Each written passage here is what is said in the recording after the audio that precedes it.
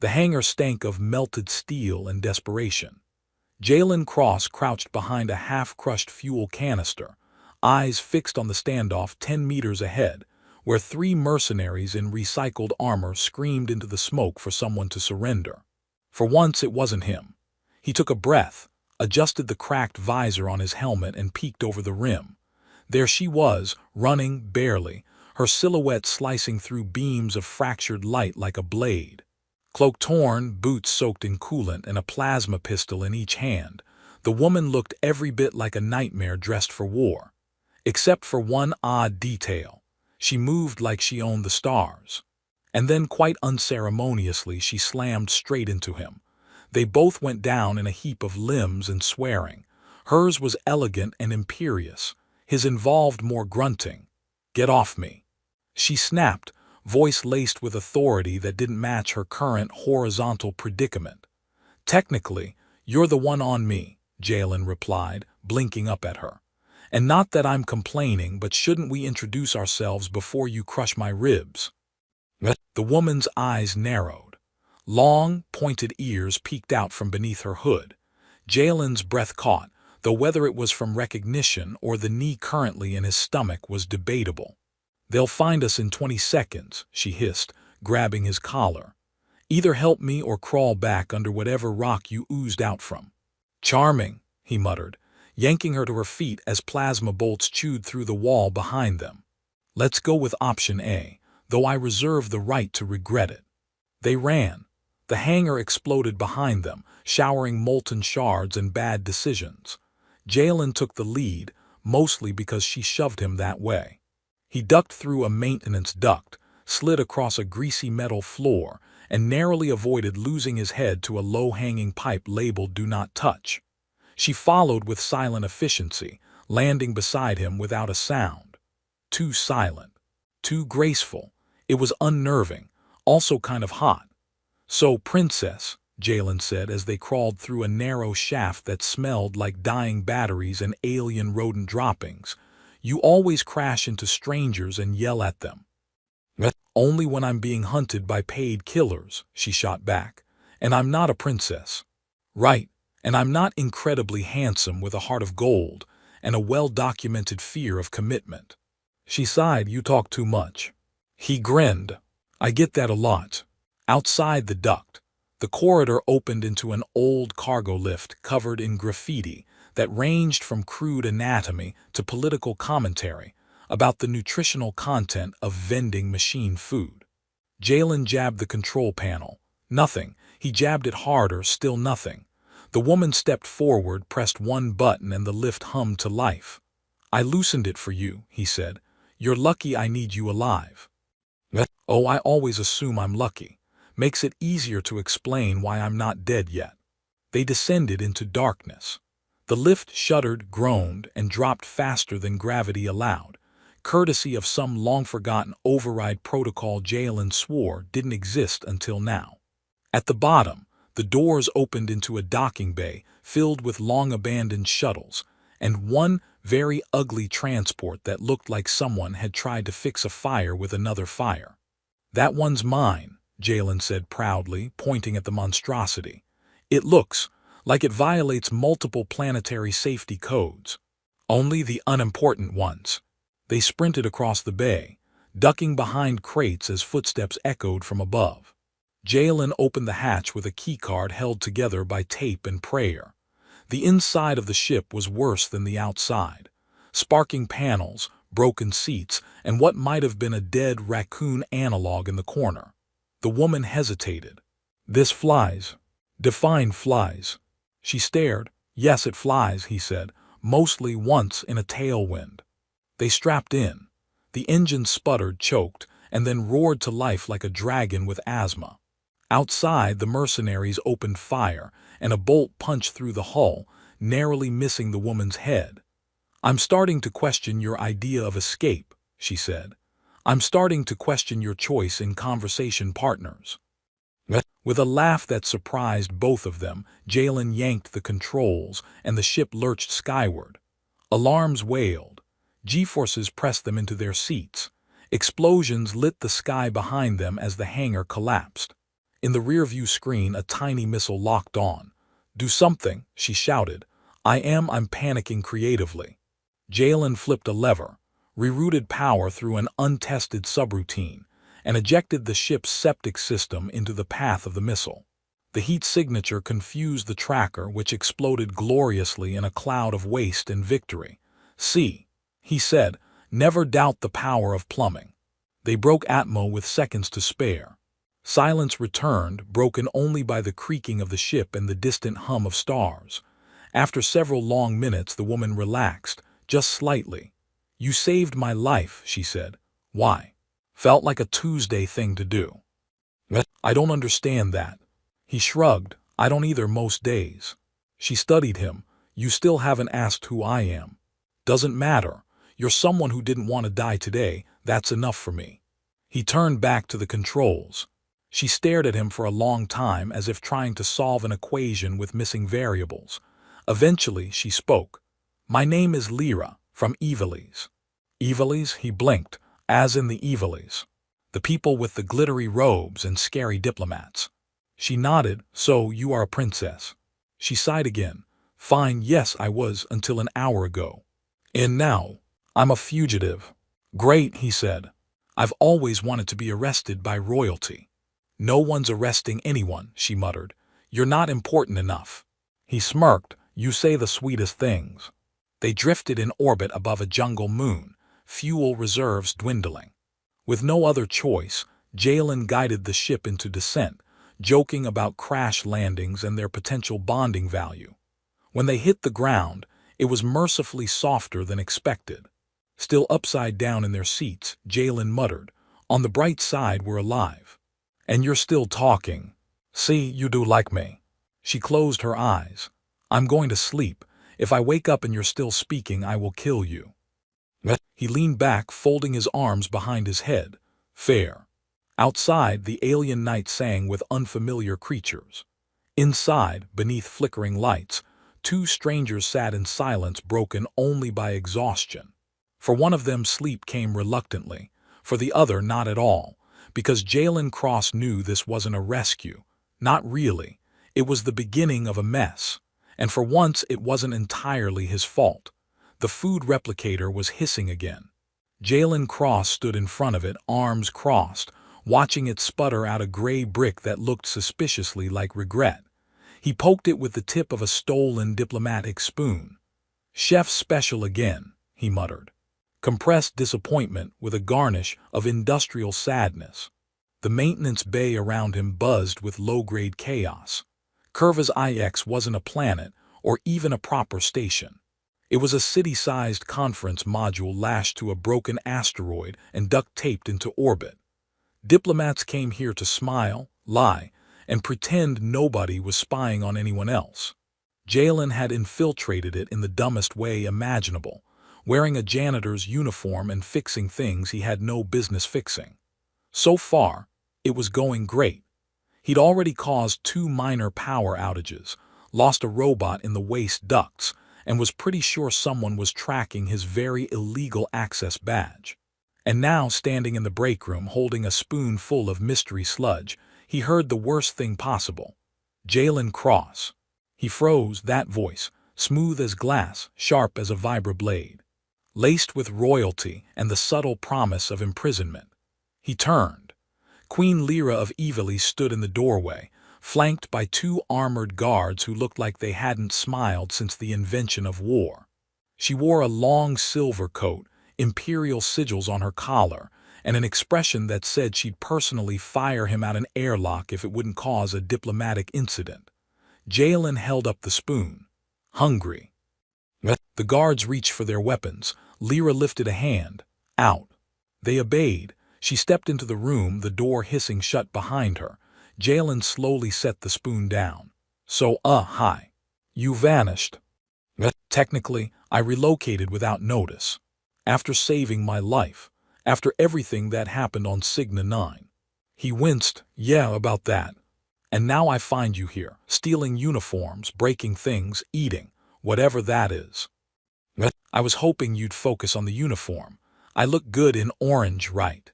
She stared at him. He had the distinct sense she was imagining multiple methods of slow, painful retaliation. "You left," she said finally. "No note. No goodbye, just a boot print and a stolen power cell. I left because staying would have gotten you killed. You don't get to decide that for me." He sighed, rubbing the back of his neck. "Look, I'm not proud of it, but I had enemies. People who would have tracked me to the ends of the system. And you were about to become queen. The last thing you needed was a smuggler-shaped complication." Lyra's jaw tightened. "And yet here you are, complicating things again." He gave her a weak grin. "It's a talent." She turned, pacing the small space. "You know why I'm here. To arrest me. To attend a peace summit between Eveles and the Helari Dominion. A treaty 3 years in the making. And now, thanks to your bumbling around security, the Dominion delegation thinks we've planted spies." Jalen blinked. "I didn't bumble, I infiltrated. You fixed the central air system with chewing gum. High-grade adhesive. And you rerouted their water supply to cycle through the ship's bidet system. That was, okay, yeah, that one was a mistake." She rubbed her temple. "You're unbelievable." "I'm lovable." She turned sharply. "No, you're familiar, that's worse." They stared at each other in silence, broken only by the replicator attempting to spit out another brick. It landed on the floor with a wet thud. Lyra folded her arms. "I should throw you into the brig." "You should, probably. But that'd be a terrible idea." "Why?" "Because someone tried to blow up your transport 2 hours ago, and I stopped them." Her eyes narrowed. "What?" "I found an explosive charge inside your shuttle auxiliary power system. Disarmed it with a butter knife and a prayer." "You're lying." "Only about the butter knife. It was a fork."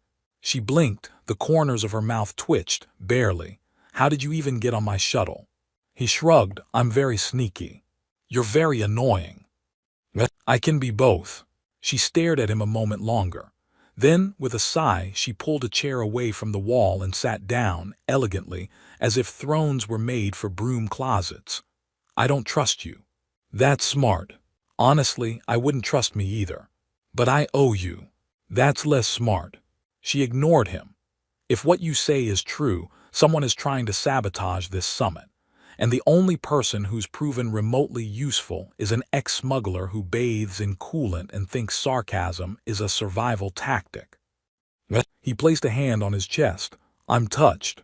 "Don't be. You're still under watch. One wrong move and I'll have you dragged out of an airlock." He leaned back against the replicator. "Romantic." Her eyes rolled. "We'll speak again tomorrow. I'm assigning you to technical operations under my authority." "I get a badge." "No. Can I at least get better food?" She stood. "Try the replicator again." He pressed the button. It whirred and deposited a steaming plate of something that looked suspiciously edible. Jalen blinked. "Did you hack the replicator?" She didn't answer, just walked away. He watched the door slide shut behind her. Then sat down, picked up the plate and smiled to himself. Still got it. The fire suppression drone punched Jalen in the ribs. He staggered sideways into a vat of synthetic lubricant, slipped, and landed face first with a squelch loud enough to echo through the entire machine colony's arrival terminal. "I'm fine," he announced to no one, "just bonding with the floor." Lyra didn't glance back. She walked ahead like a storm in diplomatic boots, flanked by 2 protocol bots reciting formal greeting algorithms in 3 languages. The moment she stepped through the scanner gate, every screen in the port switched from advertisements to a glowing sigil, the crimson spiral of the Voral AI clergy. A synthesized voice echoed. "Queen Lyra of Eveles, the logic welcomes you. We hope your visit is brief and emotionally uneventful." Jalen hauled himself upright and muttered, "Great. Even the computers have an attitude." He caught up to Lyra just as a rail-thin customs officer approached, draped in chrome-trimmed robes and skin that glinted like polished metal. The officer bowed precisely 1 micron. "You are late." "There was a malfunction with our shuttle's personality core," Lyra said smoothly. "It developed anxiety mid-flight." Jalen nodded solemnly. kept screaming about existential dread and asking if it was more than a taxi. The customs officer ignored him entirely. You are expected at the Logic Spire for preliminary scans. No weapons, no emotions, no sarcasm. Jalen blinked. Wait, what was that last one? You will be escorted. They were, of course, by a delegation of spider-legged drones and a floating translator orb that kept attempting to convert every sentence into haiku. On the maglev to the spire, Jalen leaned in. Remind me again why we're trusting a bunch of emotionless computer zealots. Because they control the only weather-regulating satellites capable of stabilizing Evilis's upper atmosphere. Politics, the one thing more terrifying than gunfire. Lyra exhaled sharply. You didn't have to come. Sure I did. You think those drones can disarm a plasma trap hidden inside a ceremonial footstool? You guessed that. I smelled burning carpet. The spire itself rose like a needle from the center of the machine colony's capital, piercing the low storm clouds with unfeeling elegance. Inside, everything was white and silent, a cathedral built by algorithms. The walls pulsed faintly with binary hymns. They were led to a room where gravity twisted slightly sideways and chairs adjusted their shape based on the sitter's bone structure. Jalen's chair refused to cooperate until he kicked it. A tall silver being entered, not fully machine, not fully organic. Its face shifted shape with each sentence, forming abstract expressions with unnerving efficiency. You may address me as Consensus. I am all voices here. Consensus, Lyra said. Thank you for receiving us. I have accessed your planetary data. Evilis suffers from climactic instability. Your solution request is viable. However, we have concerns. Of course, Lyra replied. I'm prepared to address them. We are not, one of you is flagged. Everyone turned. Jalen slowly raised a hand. Yeah, that's probably me. Jalen Cross, former data runner, fugitive, thief. Suspected of high-grade signal interference in 2 sectors. 3, he corrected, but they never proved the Mars incident. Consensus rotated toward him. You are a variable. I've been called worse. Lyra stood. He saved my life twice. He uncovered a bomb on Curva's IX. Without him, I wouldn't be here. That is precisely why we are concerned. He disturbs statistical stability. Emotional irregularities follow him. Jalen grinned. What can I say? I'm charming. Charm is not a metric. Tell that to my fan club. Lyra cleared her throat. If his presence is a problem, I'll assume responsibility for his actions. Consensus paused. Unexpected, illogical, accepted. Jalen leaned toward her. You vouched for me. You're annoying, but not replaceable. Stop, I'm blushing under at least 2 layers of grime. They were escorted to their quarters. Identical rooms with unopenable windows and mattresses designed by beings who had never actually slept. Jalen collapsed onto his, groaning. Across the wall, Lyra's voice echoed through the intercom. Do not steal anything. I only steal hearts. Then try not to do that either. Hours passed, data briefings, negotiation scripts. Robot-served meals with precisely balanced nutrients and 0 flavor. Jalen began to suspect the machine colony's entire philosophy was built around never enjoying anything. Then the explosion rocked the spire. Lyra burst into his room mid-roll. That wasn't you, right? I've been framed for many things. That boom wasn't one of them. Alarms pulsed red. Consensus's voice filled the hall. Containment breach in Archive Node 6. Biological intruder. They sprinted through twisting halls of humming circuitry. Jalen slapped a handprint scanner that shouldn't have accepted him and rerouted doors. They found the archive room in chaos, drones mangled, circuits fried, and a cloaked figure trying to extract something glowing and illegal-looking from a containment column. Lyra shouted. The intruder turned, pale face, long ears, Evilis, one of her own. I know you, she whispered. The traitor laughed. Of course you do, Your Majesty, you exiled me. He activated a beacon. Jalen lunged. A fight exploded across the shattered floor. Plasma bolts carved through databanks. Lyra traded strikes with grace and fury, while Jalen tackled the traitor mid-transmission and accidentally slammed both of them into the emergency sanitation pod. They emerged seconds later, covered in foam and indignity but victorious. The traitor hissed, "You've doomed your world, Lyra." She stared down at him, breathless. "No, I just saved it." Jalen coughed up a lungful of foam. "Can we not do that again?" Lyra offered him a hand. "You did good." He took it. "Yeah, still smell like alien bleach, though." "That part was your fault." "Probably." The crisis passed, for now, but the data stolen was incomplete. Someone had tried to sabotage the piece, again, and it was starting to look like Evilise had enemies in more places than one. Back in the silence of the corridor, Jalen looked at her. "You trust me yet?" "No," she said, "but—" She hesitated, then smiled. "You make a decent distraction." He bowed. "Finally, a title I can live with." The Royal War Table was on fire. Technically, it was a hologram, but that didn't stop it from sparking, flickering, and letting out a high-pitched whine like it was dying dramatically on purpose. Jalen poked it with a stylus he'd borrowed/stolen. "Your Majesty," he said, tilting his head toward Lyra, "this table is trying to kill me." "That's because you tried to access the encrypted fleet schematics using a food replicator code. I thought the security system would respect innovation." "It didn't." Lyra waved her hand over the console, and the projection snapped back to life, displaying a slowly spiraling web of red zones over Evilise Prime.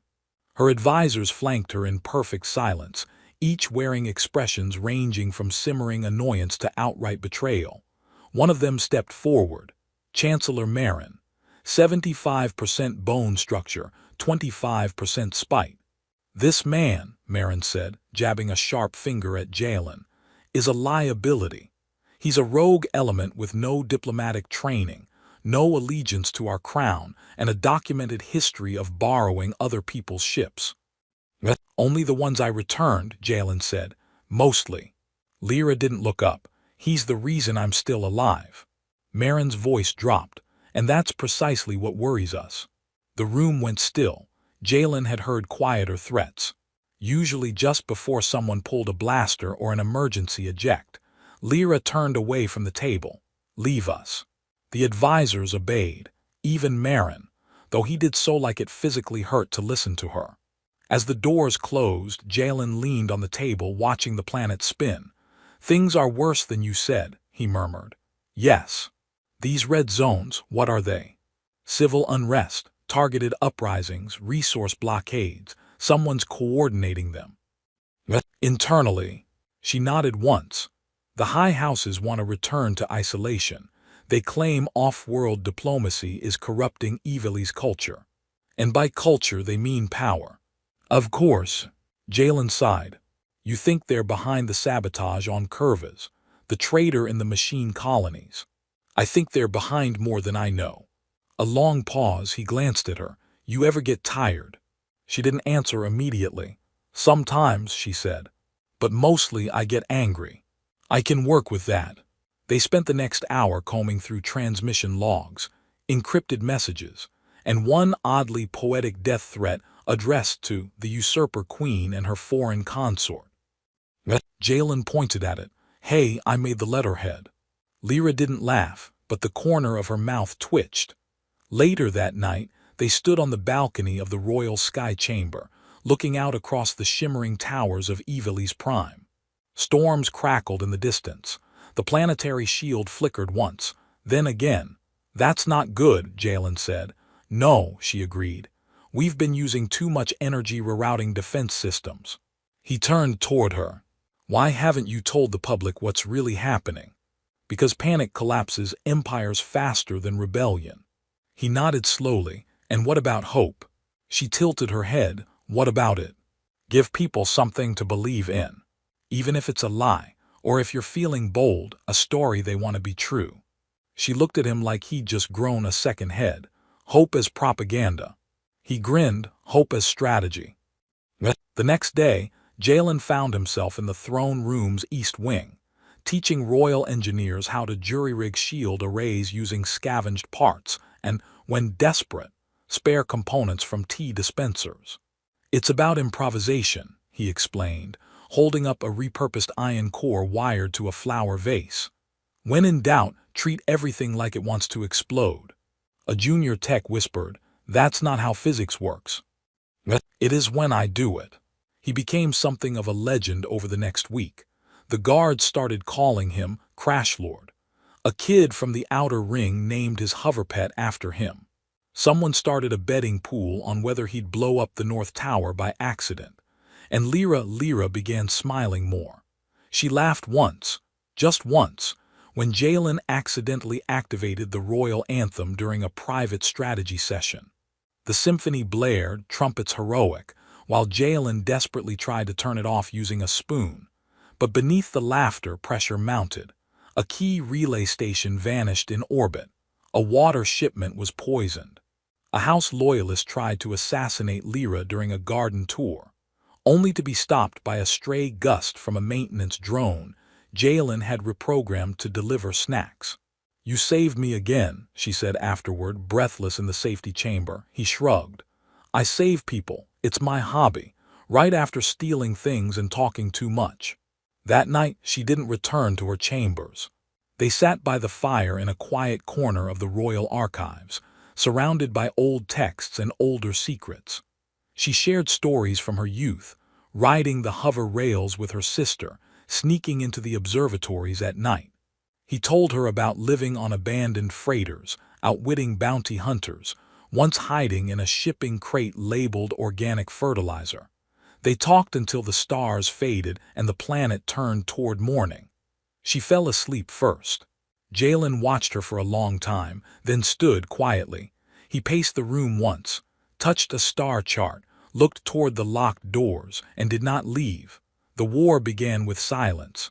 Not the kind that crept in slowly, with dread and caution, but the kind that slammed across comm networks like a fist through glass. One moment Evely's Prime's orbital systems were humming. The next, half its satellites blinked out like snuffed candles.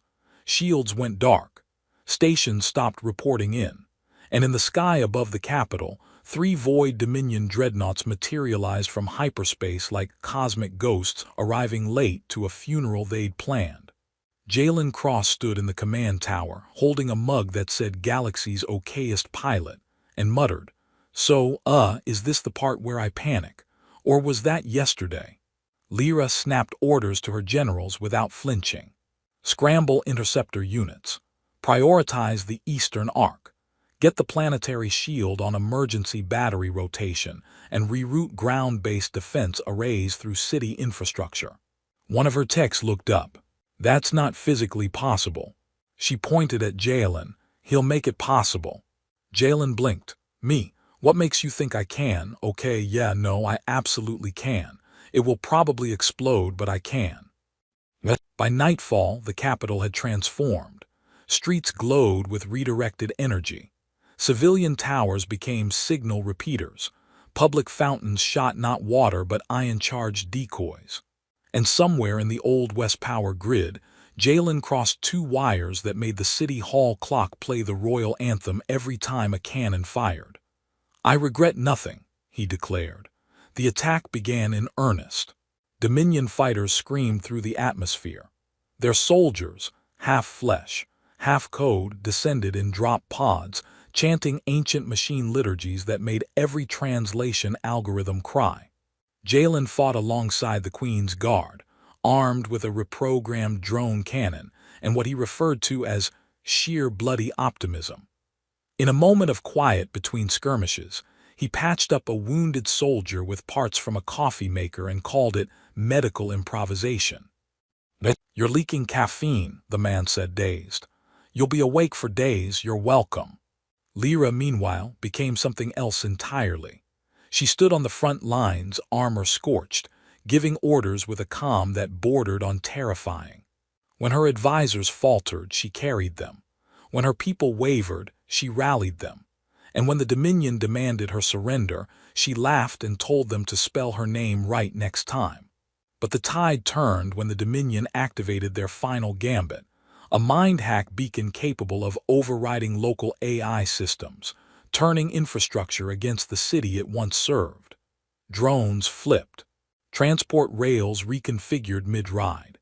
Even the palace's own defense mechs turned and began marching toward the command tower. "We have 5 minutes before this place tries to kill us," Jalen said, sprinting down a corridor that now had ceilings on the sides. "We have 3, Lyra corrected, firing at a mech that used to deliver fruit. They reached the spire's core. The beacon's signal was buried deep in the Dominion's command carrier, anchored just outside the upper orbit. A direct assault was suicide. A stealth run was impossible. So naturally, they chose both.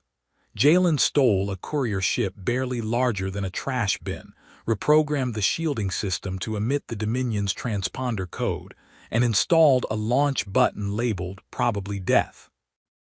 "Is there a backup plan?" Lyra asked, strapping in beside him. "There's a spoon taped under my seat, that's about it." They launched. The carrier loomed ahead, a fortress of obsidian plating and logic-driven hatred. Jalen maneuvered through debris fields and enemy scans with a mixture of finesse and dumb luck.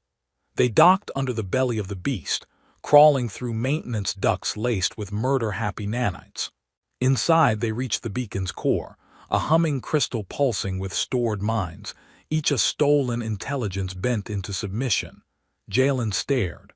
"Okay, so, how do you shut off an evil space soul battery?" Lyra tossed him a disruptor spike. "Stick this where it glows the angriest." He did. The beacon screamed. Systems collapsed. Every Dominion drone on Ivali's froze mid-attack. Some fell from the sky. Others stood awkwardly like they were realizing they'd walked into the wrong party. But they weren't done yet. The carrier began to self-destruct. "I knew there'd be a self-destruct," Jalen shouted, dragging Lyra back toward the exit.